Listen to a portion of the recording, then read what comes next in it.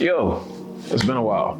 I hope you're well. So I'm starting a new series. It's not about trends or the newest and latest pickups. You're probably thinking, yo, where you been? What you been up to? There's time for that later, I promise. Anyways, this series is as much for y'all as it is for me. It's dedicated to me evolving, increasing my range. The curry, way downtown, bang! And adding other dimensions to my style. And peep this, it's all about denim. From coveralls to overalls, Canadian tuxes to basic staples.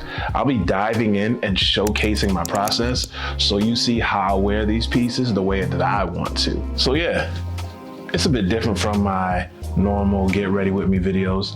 And don't worry, they'll keep coming. Gotta keep the main thing the main thing. But as for this, I'm slow cooking it. I'm taking my time because I don't want to rush anything. My hope is that out of this, you discover how to build and evolve your own aesthetic. So hit that notification so you know when the next video drops, and stay tuned.